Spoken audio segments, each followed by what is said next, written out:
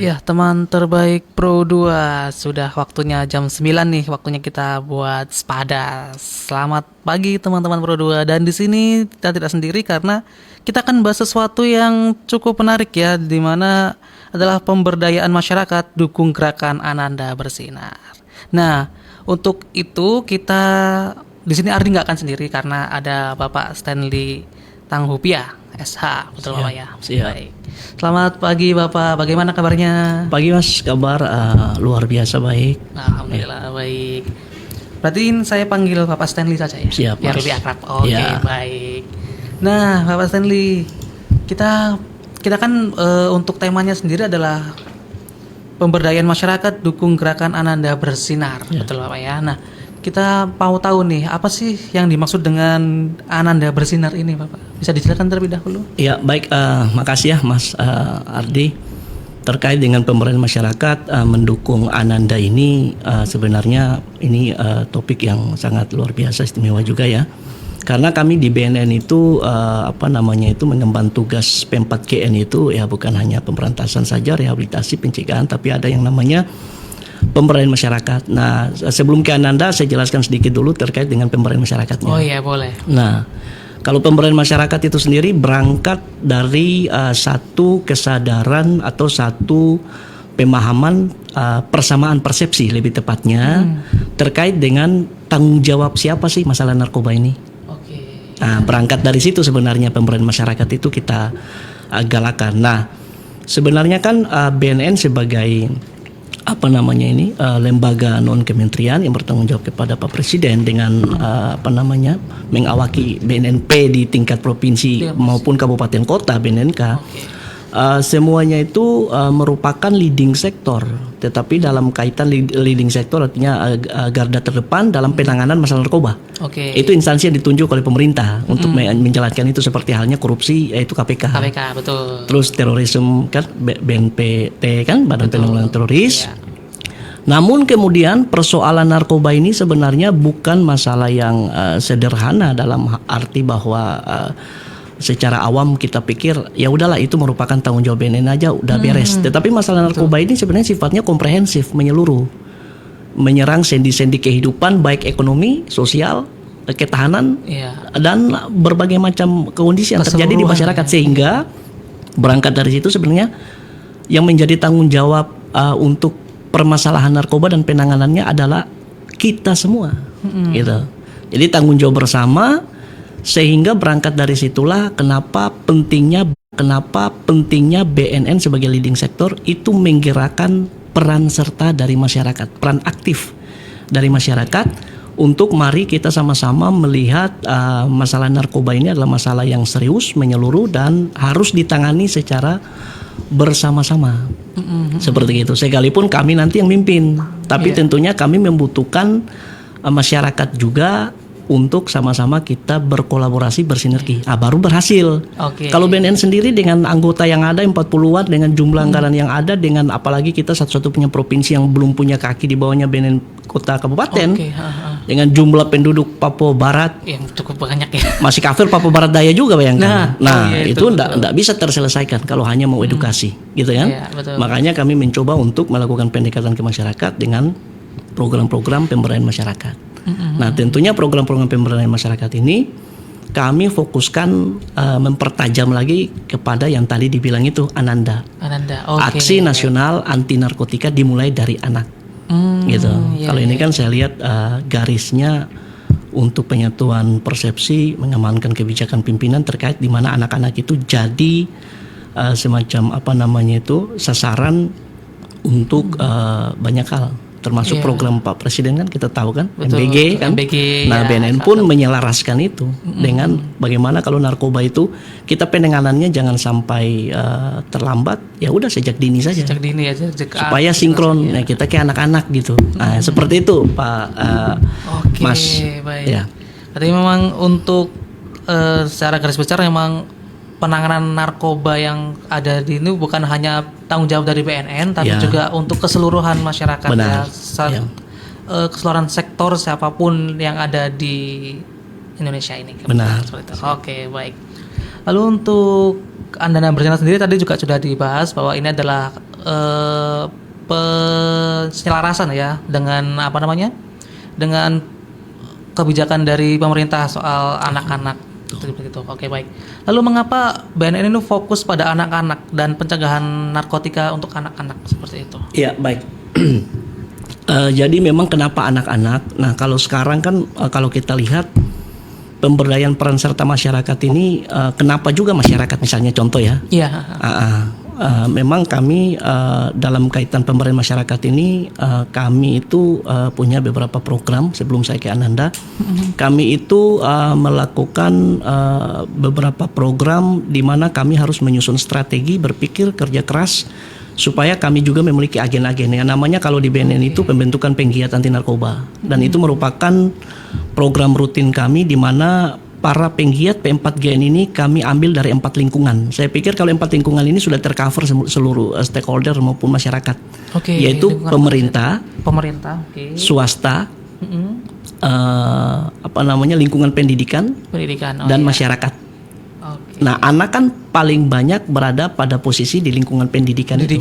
Betul. Dan memang tidak dipungkiri bahwa selama ini kuantitas daripada angka penyalahgunaan narkoba maupun penggunaan lem ibon, Fox, dan juga tindakan-tindakan kriminal. Kalau kita lihat di Manowari ini kan banyak usia-usia produktif, remaja, SMP, SMA.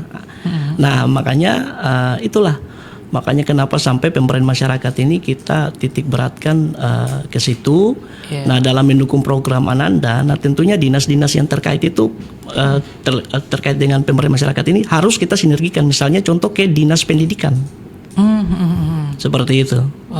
Ke dinas pendidikan kita bersinergi ke sana supaya mungkin ada program-program unggulan yang perlu kita komunikasikan seperti kurikulum anti narkotika, kurikulum kan anti narkotika yang terintegrasi dalam beberapa mata pelajaran. Bagaimana sih untuk pembobotan ke anak-anak? Sekalipun BNN mungkin tidak secara terus menerus dengan anak-anak, tetapi memberdayakan lingkungan sekolah melalui para pimpinan maupun guru-guru BK kan saya pikir itu salah satu strategi yang ampuh. Betul. Karena mereka pengambil keputusan. Betul. Dan sekaligus pemain langsung di lapangan dalam kaitan dengan maksud-maksud dan tujuan ini ke siswa-siswa ini. Seperti itu. Nah, makanya kami mencoba meramu bagaimana strateginya memberdayakan peran serta masyarakat dengan secara efektif supaya anak-anak ini dapat terjangkau dengan baik seperti itu. Makanya kami mencoba untuk kekuatannya ada pada kolaborasi dan sinergi. Kolaborasi. Kalau kita punya semua nomor kontak dan selalu kita berkomunikasi, apalagi grup-grup WhatsApp yang kita bentuk, saya pikir ini kan luar biasa, sehingga kami BNN tidak merasa sendiri di sini. Kami punya mitra, itu kan bunyinya kan. Betul. Agen-agen tadi. Agen-agen, kita punya kemitraan itu yang perlu kita perkuat. Dan harus terus kita evaluasi karena memang indikator keberhasilannya adalah program-program yang sifatnya mandiri. Itu kementerian partisipasi kan bunyinya. Kementerian partisipasi itu kan meningkatkan ketanggapan kota. Gitu. Karena di kita itu ada satu program juga namanya Kota Kabupaten Tanggap Ancam Narkoba. Jadi kalau semakin 4 pilar atau 4 lingkungan ini mereka semakin proaktif dan mandiri dalam melaksanakan kegiatan-kegiatan P4GN, gitu, selain BNN, maka otomatis ketanggapan kota meningkat dong. Iya, betul. Iya kan? Kalau cuma BNN sendiri kan ya kita kan capek juga memberikan pemahaman setiap hari ke masyarakat tanpa masyarakat berbuat apa-apa. Nah, seperti itu. Nah, untuk itu ini bukan hal yang tidak dituangkan dalam aturan, tapi tentunya strategi kebijakan ini pemerintah sudah menuangkan itu semua dalam Undang-Undang 35, khususnya pasal 104, 106. Peran serta masyarakat. Salah satu contoh bagaimana Pak kalau kita mau berperan dalam kaitan upaya P4GN, masyarakat bisa bikin apa? Karena sudah ada BNN tangkap orang, masa kita tangkap lagi gitu. Tapi tentunya saya akan jawab pertanyaan itu dengan memberikan penguatan bahwa dalam Undang-Undang 35 itu masyarakat sekalipun mungkin tidak melakukan tugas fungsi aparat penegak hukum, tapi mereka dapat berperan seluas-luasnya. Ini seluas-luasnya, tapi dalam arti di undang-undang itu berkata bahwa masyarakat dapat berperan dalam arti bisa memberikan informasi. Gitu. Jadi sekecil apapun itu informasi dari masyarakat itu sudah merupakan bagian dari peran masyarakat itu sendiri. Jadi itu kalau di masyarakat. Tapi kalau di lingkungan pemerintah kan di sana ada program-program yang kita bisa sinkronkan. Iya, Di mana betul dibuat PKS, terus mungkin dalam satu momentum mereka buat penyuluhan BNN-nya sebagai pembicara. Itu kan bentuk dari peran serta masyarakat. Jadi kita bukan punya kegiatannya, kita hanya pembobotannya. Sebagai pengisi atau memberikan informasi. Siap. Jadi semakin banyak orang yang berpartisipasi dalam upaya P4GN, pemberdayaan masyarakatnya berhasil. Seperti itu, Mas. Itu berarti sebuah indikator juga ya bahwa keberhasilan dari. Oke, baik. Berarti memang dari undang-undang sendiri sudah mengatakan bahwa masyarakat itu juga harus turut andil dalam menguatkan tujuan dari BNN sendiri. Jadi entah mungkin hanya memberikan informasi atau bahkan mungkin untuk mencegah terjadinya hal-hal yang tidak diinginkan seperti itu. Baik. Lalu untuk target utama sendiri yang ingin dicapai dari Ananda Bersinar ini apa sih, Pak? Ya baik, memang kami memiliki target-target khususnya pemberdayaan masyarakat. Kami itu kan punya 2 output kegiatan besar, di mana sudah setiap tahunnya kita laksanakan. Nah, salah satu itu adalah PSM peran serta masyarakat, yaitu jantungnya itu ada pada pembentukan penggiat itu. Dan itu kita datakan semua dan kita punya grup WhatsApp sudah 5 tahun ini. Sudah ada. Hampir semua kelembagaan pemerintah, swasta, masyarakat maupun lingkungan pendidikan yang kita punya agen-agen di sana untuk penggiat-penggiat itu kami sudah punya semua. Dan satu lagi bahwa program peran serta masyarakat ini bukan dalam kaitan hanya mereka mandiri dalam kaitan hanya melaksanakan kegiatan penyuluhan, tetapi harus satu paket ya di mana sebagian khususnya di lingkungan pendidikan ya, yang sudah ready untuk bukan hanya penyuluhan tapi tes urin. Oke, jadi sekaligus langsung prakteknya. Betul, karena tes urin ini sangat penting untuk mendeteksi jangan-jangan ada penyalahguna narkoba yang tidak terjangkau atau tidak terobati. Kan sayang sekali kita sibuk memberikan penyuluhan padahal sudah ada orang sakit. Kita tidak obatin. Nah, kan seperti itu. Nah, sebenarnya kan tujuan daripada penyuluhan ini adalah kelompok-kelompok rentan kan yang belum menyalahgunakan. Tapi kemudian penerapan atau pemberlakuan terhadap mereka yang sudah pakai narkotika beda lagi, lain lagi. Tapi bagaimana kita tahu kalau misalnya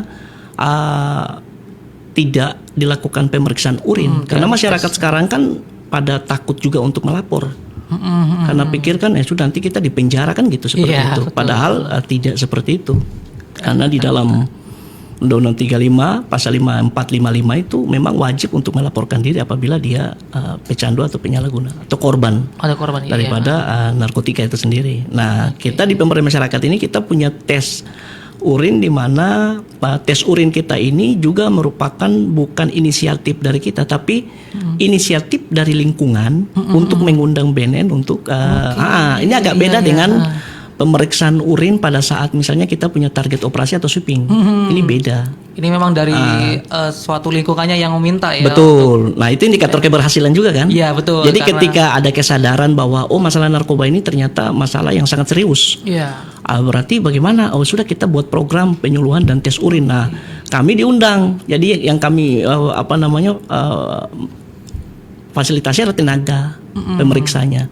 Nah, itu tujuannya adalah screening itu namanya biasa kalau kita di program itu deteksi dini kan. Nah, itu sifatnya itu soft power, penanganan lunak. Jadi kan bagaimana kalau nantinya ada yang positif, itu akan ada pendekatan dalam kaitan upaya rehabilitasi.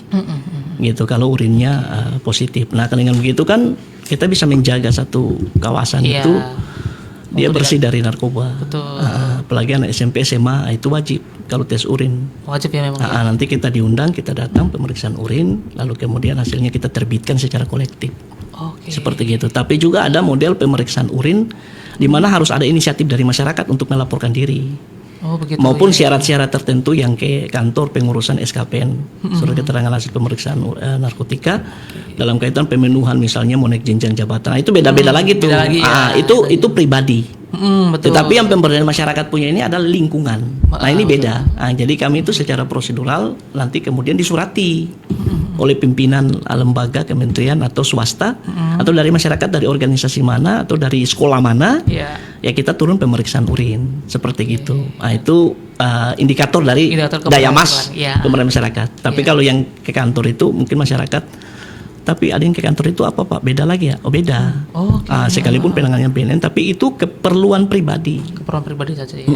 Di situ. Makanya mengantongi suratnya kan per person. Perorangan siap. Untuk satu kali kepentingan, misalnya untuk apa? Sekolah, lanjut studi dan sebagainya. Betul. Siap. Seperti itu pemeriksaan urinnya. Baik.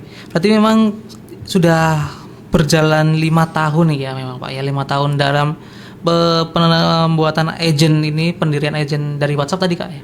Iya, pembentukan penggiat anti narkotika setiap tahunnya sudah kita akomodir lewat kita punya grup WhatsApp, sehingga kalau mau komunikasikan terkait dengan program-program yang sifatnya mandiri dan kolaboratif dari masyarakat itu sendiri, itu kita bisa komunikasi enak. Itu BNN sudah lakukan itu, sehingga ya pemberdayaan masyarakat ini merupakan hal yang sangat penting dalam kaitan bisa menjangkau seluruh masyarakat. Jadi masyarakat bukan cuma sebagai objek saja. Betul. Tapi dia sebagai subjek juga. Dia bukan hanya sebagai penerima manfaat saja kan? Iya. Tapi dia pelaku. Dia berperan aktif seperti itu. Jadi bukan hanya mereka sebagai penerima manfaat dalam arti menerima informasi saja, tapi mereka akan berpikir kelanjutannya kami akan buat apa untuk menjaga lingkungan kami tetap bersih dari narkoba. Betul. Nah, diterbitkanlah program-program di mana BNN diundang sebagai pembicara di sana, menyampaikan informasi-informasi baru. Nah, itu indikator keberhasilannya kalau pemberdayaan masyarakat. Oke, baik. Seperti itu. Untuk sejauh ini Pak, apakah efektivitasnya seperti apa Pak sejauh ini? Sampai saat ini untuk adanya agent dari penggiat ini Pak? Ya, kalau efektivitasnya saya pikir sangat efektif dalam kaitan bahwa kami itu kan punya rencana aksi. Nah, rencana aksi yang kami tuangkan, yang kami bagikan ke mereka itu sebagai satu bentuk komitmen bahwa mereka harus berpikir bagaimana melakukan pendekatan dengan pimpinannya untuk bagaimana melihat narkoba ini merupakan masalah yang serius.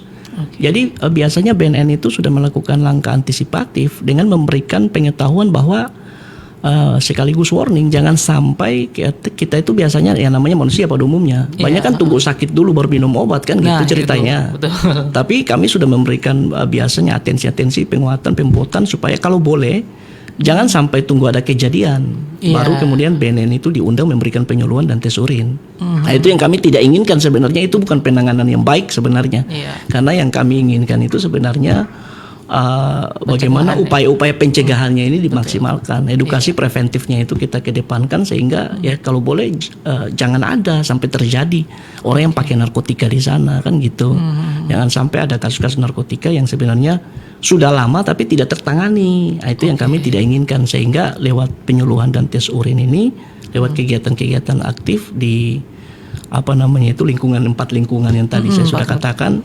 Nah, itu akan tetap menjaga efektivitas. Dan selama ini memang rata-rata penggiat-penggiat yang kami bentuk itu bukan penggiat dalam arti penggiat yang tidak terpetakan, tapi dari tahun ke tahun kita tuh punya pemetaan, memetakan di mana ada anggaran-anggaran yang ada di kementerian-kementerian yang bersinggungan dengan masalah narkoba.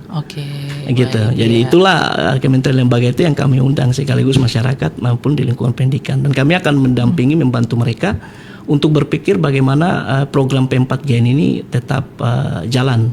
Sekalipun mungkin di sana, Pak, bagaimana kami tidak punya duit, karena orang sekarang kan pakai pendekatan, ada kegiatan ada uang kan gitu.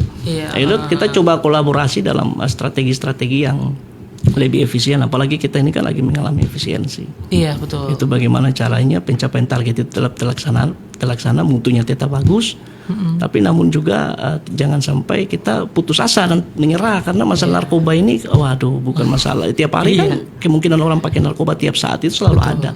Makanya kita tidak boleh kalah gitu. Kita harus berpikir inovasi ya, bagaimana caranya untuk tetap semangat untuk menjaga lingkungan kita dari penyalahgunaan dan peredaran gelap. Seperti itu. Lalu Pak, ini saya mau tanya nih, selama ini apakah ada semisal anak muda atau memang ya anak-anak remaja yang sekiranya mungkin pernah atau ragu apakah pernah pakai atau tidak, lalu berinisiatif untuk datang ke BNN untuk Pak, aku mau cek seperti itu. Apakah pernah seperti itu atau? Iya, baik. Makasih Mas pertanyaannya. Ini bagus kalau kita interaksi melihat kondisi fakta di lapangan. Apakah dengan kata lain kalau boleh saya rangkum, sudah terbentuk kesadaran masyarakat dengan baik enggak? Kalau misalnya untuk mereka yang menyalahgunakan narkotika dengan rela melaporkan diri kan gitu ceritanya. Iya. Dan rata-rata kalau yang seperti ini kan kalau kita lihat itu yang saya bilang mungkin butuh waktu juga dalam kaitan memberikan pemahaman kepada masyarakat tentang tingkat-tingkat resiko yang dihadapi dari penyalahgunaan, dan setelah digunakan kemungkinan pulih atau sembuh itu seperti apa. Itu kan banyak masyarakat tidak tahu. Belum lagi hanya pendekatan yang sifatnya keras yang mereka tahu. Akhirnya itu yang lebih membuat mereka sebenarnya takut untuk datang melaporkan diri. Nah, tujuan-tujuan pencegahan ini adalah memberikan edukasi kepada mereka bahwa melaporkan diri itu tidak dipenjara. Oke. Seperti gitu. Yang penting jangan datang membawa barang bukti kan. Nah, itu lain lagi cerita. Itu beda lagi ya. Itu beda lagi tuh. Beda lagi ceritanya. Ya, tapi kalau hanya datang sekedar mereka bilang saya pemakai, saya ingin mencoba untuk tobat pulih gitu kan. Saya tidak mau pakai lagi. Sebenarnya jarang sih. Rata-rata didampingi oleh orang tua atau rata-rata yang sudah kena kasus dalam arti mungkin ditangkap periksa urinnya ataupun yang screening tadi. Waktu screening tiba-tiba di sekolah lalu diadakan penyuluhan tes urin atau sebagai syarat masuk sekolah sebagai siswa baru, itu baru ketahuan di situ. Tapi kalau dari selama ini kasus-kasus yang terjadi lalu dengan sukarela itu belum ada. Sangat rentan gitu. Di masyarakat. Padahal sebenarnya undang-undang memberikan ruang untuk itu, tidak masalah juga. Nah, itu dia. Seperti itu. Makanya dalam setiap kesempatan selalu kita katakan bahwa melaporkan diri tidak penjara. Iya. Tapi tetap aja masyarakat itu masih agak ada rasa takut tetap bagaimanapun juga rasa takut gitu. Seperti itu, Mas. Oh ya, baik. Lalu Pak, saya mau tanya nih, apakah ada contoh konkret nih aksi nasional anti narkoba yang dilakukan dalam program ini? Iya, contoh konkret kan pelaksanaan orientasi program Ananda ini kan kita melaksanakan program-program yang berbasiskan intervensi di masyarakat. Nah, ini kita dalam tahun ini kita mempersiapkan ada kelurahan yang merupakan sasaran-sasaran kan. Biasa kalau kita itu kan punya pemetaan daerah-daerah rawan. Oke. Itu istilahnya daerah rawan. Daerah rawan narkotika. Di mana-mana kan pasti ada pemetaan seperti itu. Untuk Polres misalnya kawasan pekat istilahnya itu kan. Wilayah-wilayah yang memang benar-benar angka kriminalitasnya tinggi dan sebagainya. Dan kita dari belakangan ini memang sebagian besar waktu untuk pemberdayaan masyarakat ini kita laksanakan pada saat lulu waktu di Sorong itu ada beberapa wilayah. Di Manokwari ini baru 2 tahun belakangan. Tahun kemarin dan tahun ini kita mulai sasar ada beberapa kelurahan yang menjadi target intervensi pemberdayaan alternatif. Nah, di sana kita memanusiakan sebenarnya. Jadi Mas ada juga program itu yang dibilang sekalipun Undang-Undang 35 itu keras tapi bersifat humanis juga. Nah, humanis itu dalam bentuk apa? Satu rehabilitasi. Karena pakai pendekatan mereka bukan kriminal murni yang pakai narkotika, tapi mereka itu orang sakit yang butuh diobati. Itu kan pola pikirnya, paradigma berpikirnya seperti itu. Nah, kemudian ada juga mantan-mantan pecandu atau mantan-mantan pengedar yang kita tuh berdayakan. Istilahnya tadi kan peran serta masyarakat dalam kaitan keaktifan dalam membuat kegiatan kan. Betul. Tapi ada juga satu program di mana namanya itu pemberdayaan alternatif. Kalau dulu tuh istilahnya tuh alih fungsi. Kalau misalnya contoh di Aceh sana tuh kan kultivasi, bagaimana tanaman ganja diganti dengan coklat. Kalau kita kan tidak ada kultivasi penanaman, hanya edar, kawasan edar namanya, bukan tanaman narkotika kan, produksinya kan. Tapi kita karena edar narkotika, perilaku itu yang kita ubah, bagaimana yang tadinya mereka udah nyaman dapat narkotika dari jual narkotika yang gampang, kita alihkan jadi pedagang. Atau buat bengkel, buat salon, gunting rambu, atau kerajinan-kerajinan tangan, memasak atau apa. Ada beberapa sasaran yang sebenarnya kita manusiakan, mantan-mantan penyalahguna, mantan-mantan pengedar, kemudian orang-orang terdekat, orang tua, anak mungkin yang bisa bertanggung jawab yang di lingkungan dia, karena kan sangat mempengaruhi ekonomi.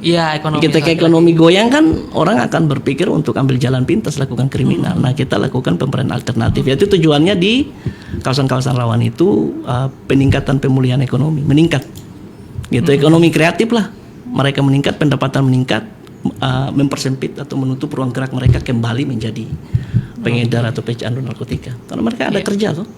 Sudah ada kerja, ada uang, lain, siap bisa belanja, bisa memenuhi kebutuhan, mereka tidak akan ada ruang berpikir ke sana. Jadi sebenarnya tidak dipungkiri masalah narkotika selain masalah-masalah sosial, masalah lainnya, tapi masalah ekonomi masih merupakan faktor utama. Kenapa sampai orang menggunakan narkotika? Iya betul. Seperti itu, Mas, keadaan. Baik.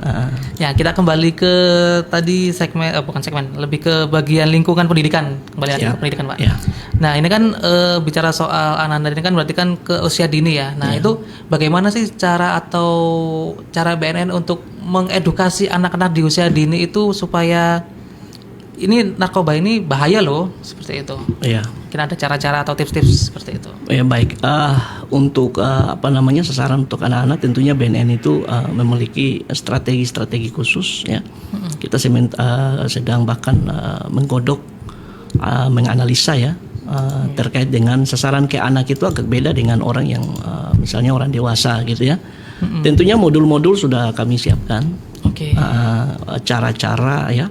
Bagaimana pendekatan ke anak-anak? Karena kalau anak-anak itu kan contoh pendekatan dalam kaitan program Ananda ini, bagaimana sih mereka dapat menyerap atau menerima itu secara efektif gitu ya, efektif secara berkualitas. Nah, itu tentunya kan anak-anak cepat bosan kalau dengar ceramah kan gitu ceritanya, beda dengan orang dewasa kan. Nah, anak-anak itu 15 menit, 10 menit mereka udah gelisah, udah pada ribut. Nah, gitu. Tapi BNN kan punya analisa-analisa seperti itu. Misalnya kalau anak-anak itu kan lebih tertarik dengan visual. Makanya kita dalam kaitan penyiapan modul, penyiapan bahan penyuluhan untuk berinteraksi dengan anak-anak, kita menyiapkan video-video. Pesan-pesan anti narkoba di mana mereka lebih bereaksi.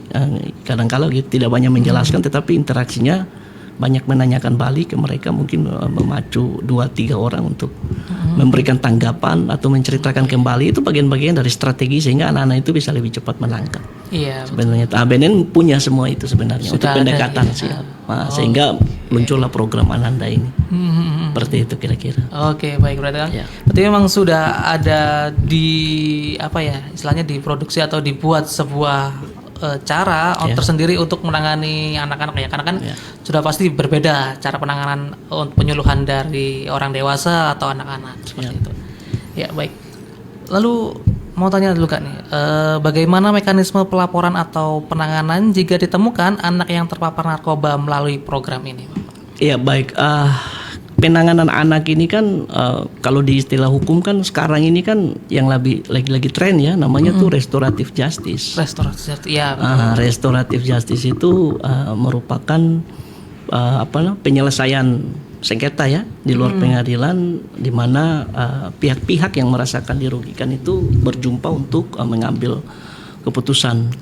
Contohnya misalnya kenapa sampai RJ itu atau restoratif justice itu sekarang ini menjadi program-program yang sifatnya kemanusiaan dalam law enforcement atau penegakan hukum. Dan semua penegakan hukum kan sekarang penegak hukumnya sementara digiring untuk tidak melakukan hanya pendekatan penghukuman semata. Karena kenapa analisanya seperti ini? Memang kan kalau anak itu kan yang pertama pertimbangannya masa depannya masih panjang. Betul. Nah itu kalau misalnya kalau dia hanya make ya, ini contoh ya, nah, itu enggak masalah. Tapi kalau RJ sampai anak membawa barang narkotika kan ada analisa lanjut lagi, penanganannya beda lagi. Kalau anak yang pakai narkotika ya udah enggak usah ditanya mau dikemanakan, pasti direhabilitasi. Bukan cuma anak, siapapun itu amanat undang-undang. Yang belum cukup umur didampingi wali, yang sudah cukup umur laporkan diri sendiri kan gitu. Pasal 5455. Tapi kemudian bagaimana dengan anak yang kena kasus narkotika bukan hanya make misalnya, contoh dia bawa barang. Nah, itu akan dilihat. Restoratif justice ini akan diterapkan apabila yang pertama anak tersebut belum pernah kena tindak pidana narkotika. Sebelumnya berarti. Ya, kedua dia hanya korban. Dalam arti dia bukan merupakan bagian dari jaringan narkotika. Dan yang ketiga itu barang buktinya itu tidak melebihi daripada ketentuan misalnya surat edaran dari Mahkamah Agung terkait dengan jumlah narkotika yang dibawa. Jarang kan anak bawa narkotika misalnya 10 kilo kan, nggak ada. Jarang. Terlalu banyak juga. Tapi kalau sedikit dalam kaitan yang mungkin dia kena pergaulan atau apa, atau mungkin dia dititipin atau apa, tapi dia bukan merupakan jaringan. Nah, itu kan semua ditelusuri. Sehingga kita juga kerjasama dengan Bapas. Oke, berbanyak Bapas ya. Bapas, lapas anak juga. Nah, kita kerjasama dengan instansi-instansi yang akan diberikan itu dispersi istilahnya dalam hukum. Pembebasan kan buat anak untuk tidak menjalani hukuman pidana seperti itu. Itu akan ada pendekatan-pendekatan yang sifatnya humanis. Jadi tidak serta-merta hanya kurir narkoba, bandar narkoba kita penjarakan. Tapi untuk masalah anak ini merupakan masalah yang ada banyak hal yang kita harus pikir tentang anak. Bukan hanya bahwa mereka pakai narkoba saja, tapi latar belakang seperti misalnya tidak ada vonis, karena itu kan panjang Mas.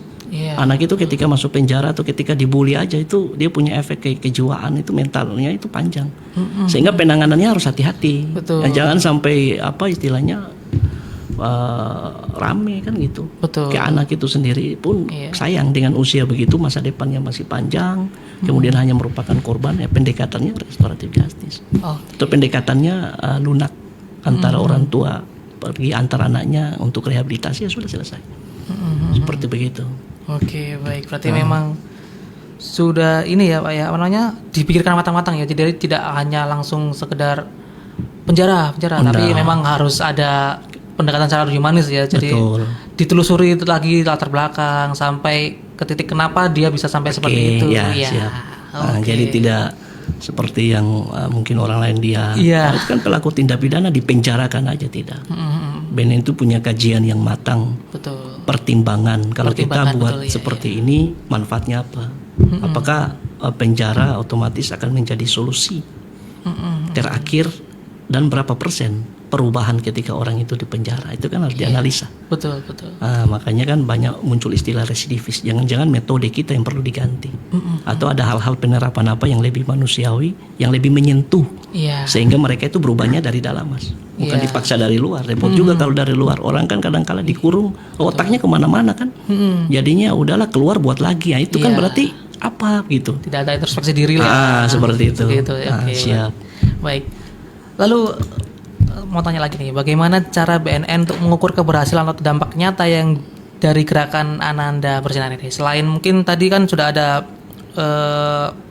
plot-plot atau agen penggiat ya, mungkin apakah ada lagi indikator-indikator lain yang menunjukkan bahwa BNN ini berhasil nih buat program Ananda? Ya baik, sebenarnya indikator keberhasilan pemberdayaan masyarakat untuk mendukung program Ananda ini, yang pasti yang pertama itu terlaksananya program kan gitu. Capaian output kita tercapai, tapi kan sebenarnya bukan hanya itu saja. Karena misalnya contoh kita buat kegiatan mengundang satu kelurahan rawan narkoba, yang kita undang kan hanya seberapa orang aja kan. Mungkin 20 kan, tapi jumlah masyarakatnya kan banyak. Caranya bagaimana indikator keberhasilan? Ya, semakin banyak informasi yang tersebar di masyarakat, semakin tinggi angka ketangkapan narkotika. Di situ terjadi perubahan status kerawanan. Nah, itu sebenarnya indikator keberhasilan. Betul. Gitu, misalnya tahun ini status kelurahan A sebagai kawasan rawan narkotika dengan status bahaya. Kita kalau mampu untuk menurunkan tingkat keterpulihan dalam arti bahwa yang dari status bahaya kita turun ke waspada, nah itu kan sebenarnya berhasil. Tapi indikatornya apa? Atau ada alat media apa untuk diukur? Memang selama ini kan survei dianggap masih mumpuni untuk menjawab keberhasilan indikator itu. Walaupun sebenarnya yang diambil kan hanya sampel. Karena kalau kita ini kan mau kualitas yang lebih tinggi juga, harusnya anggaran harus oke dong. Betul. Iya kan? Betul. Tapi ketika di tengah-tengah efisiensi yang ada dengan hasil yang maksimal, ya sudah kita mencoba memaksimalkan dengan rasionalisasi daripada responden-responden yang kita pilih. Mungkin strateginya adalah dengan memilih responden. Jadi penyebaran daripada mungkin pengisian-pengisian kuesioner untuk mengukur indikator keberhasilan, itu tidak serta-merta langsung disebarkan sembarangan gitu. Itu kan juga mempengaruhi hasil. Ketika orang tidak tahu bahwa misalnya di tempat ini ada kasus atau ada pelaku atau ada itu kan parah juga, nanti mempengaruhi hasil. Jangan-jangan nanti tetap bahaya. Padahal kita udah intervensi misalnya seperti itu. Jadi mungkin pihak-pihak tertentu kayak aparat penegak hukum, Babinsa, Babinka Tipmas, kemudian lurah, camat, stakeholder yang sudah tersentuh dengan program BNN, mungkin ke sana kita akan jalankan kuesioner ini sehingga mereka menjawab dengan minimal pengetahuan yang sudah mereka dapat.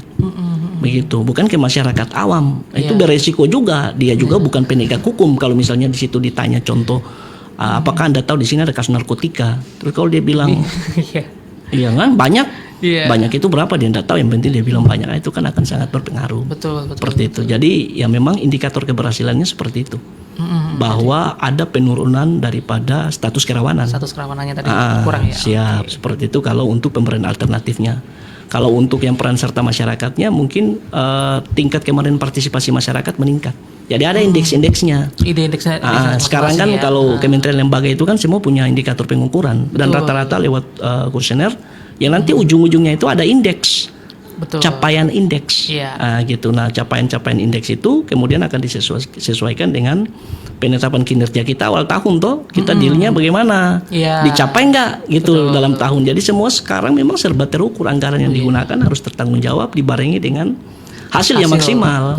Seperti itu. Jadi seperti itu Mas untuk kemarin partisipasinya dengan penurunan status kerawanannya itu. Itu pasti berarti berhasil untuk menggerakkan masyarakatnya sekaligus mengintervensi kawasannya seperti itu. Jadi yang satunya kalau pemberdayaan masyarakat itu secara lembaga, yang satunya tuh kawasan.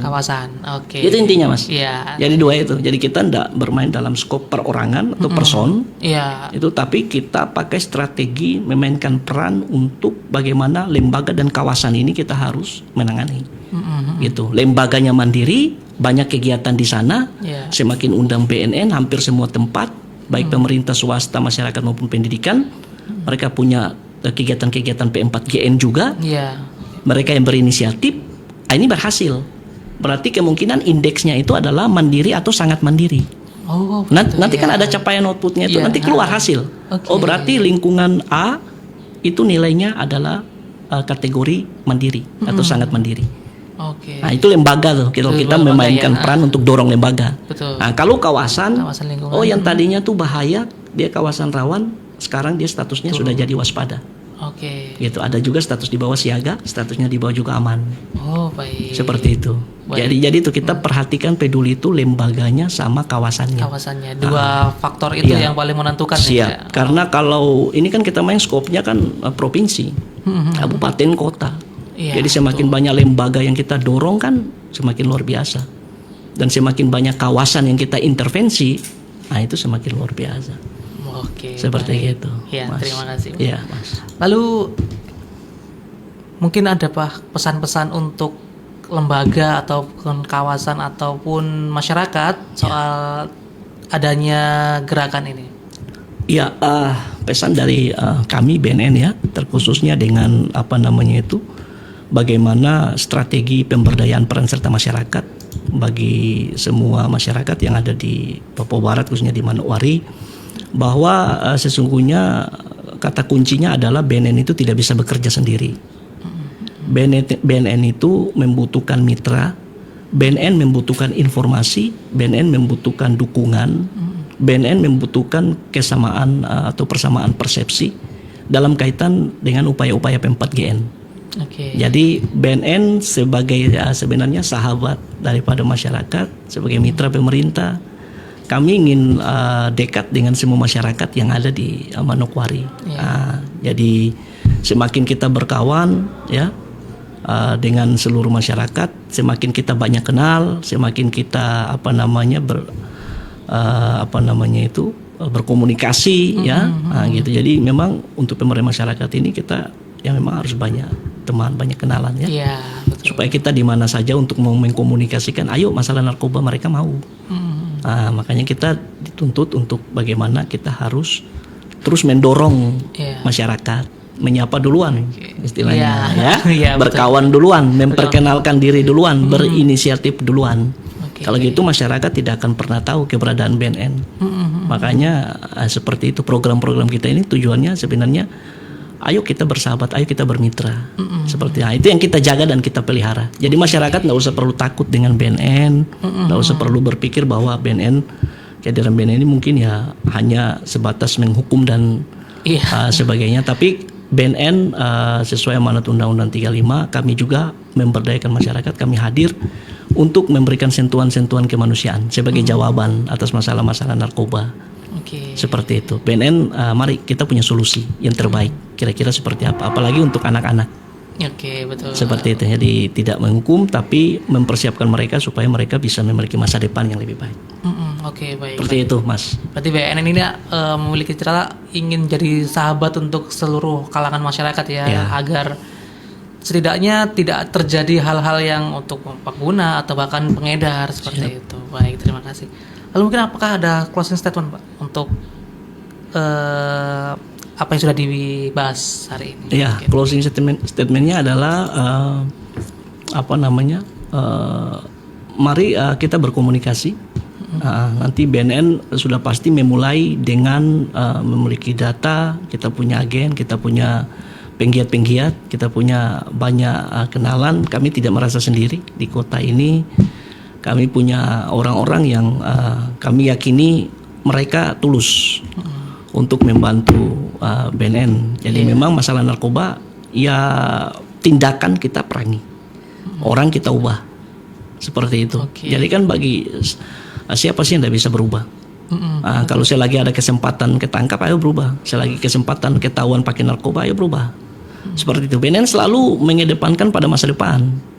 Tidak hanya pada tujuan penghukuman semata, itu tidak membuat orang sadar. Tapi bagaimana membuka wawasan bahwa ada hal yang lebih baik. Jika ada kejadian hari ini, ambil hikmah. Ayo kita berubah, mari. Kita masih hidup, masih jalan terus perjalanan kita, ya jangan kita sia-siakan. Dengan hanya pakai narkotika, dengan hanya edar narkotika. Nah pertanyaannya sampai kapan mau seperti ini? Seperti gitu. Jadi kalau hal-hal ini dibukakan atau tersingkap lalu kemudian tertangkap, itu bahwa Tuhan peduli dengan kita. Ya kan? Cara Tuhan peduli dengan kita tuh tidak selamanya dengan cara yang enak-enak, tapi dengan cara yang tidak enak juga. Itu satu bentuk cara perhatian dan kepedulian Tuhan buat kita. Makanya berterima kasihlah kepada aparat penegak hukum. Kalau kita ditangkap, ya udah ambillah hikmahnya, berarti udah jalan supaya saya stop. Atau saya kedapatan urin saya positif, ambil yang baik. Gitu, nggak usah berpikir atau merasakan atau menyimpan hal-hal yang tidak baik, nggak usah. Yang terjadi kemarin terjadi, yang sekarang ya udah mulai lagi dengan masa depan yang lebih baik dan yang baru. Harus semangat. Harus semangat. Siap. Baik, begitu teman Pro 2. Jadi untuk teman Pro 2 yang memang merasa awalnya takut-takut dengan BNN, udah mulai tercerahkan ya bahwa BNN ini adalah teman bagi seluruh kalangan. Jadi untuk teman-teman Pro 2 yang merasa memiliki mungkin merasa wah di lingkungan ini kayaknya perlu deh buat ditangani, bisa langsung kabarin aja PNR. Nanti bisa langsung ikut ini ya, agent penggiat ya berarti ya. Iya, biasanya kalau kita bentukkan lembaga. Betul. Lembaga itu. Tapi kalau ada pengaduan ya bisa langsung datang ke kantor juga, enggak masalah. Begitu. Baik. Begitu teman Pro 2. Jadi karena waktu sudah menunjukkan pukul 9:42 waktu Indonesia Timur, jadi kita akhiri dulu untuk dialog Spada di hari ini yang kita membahas soal pengembangan masyarakat dukung gerakan Ananda Bersinar. Terima kasih Bapak. Terima kasih Mas. Sudah mau repot-repot datang ke sini buat memberikan informasi untuk teman-teman Pro 2. Dan teman-teman Pro 2, jangan kemana-mana karena informasi menarik lainnya tetap ada di jalurnya Pro 2.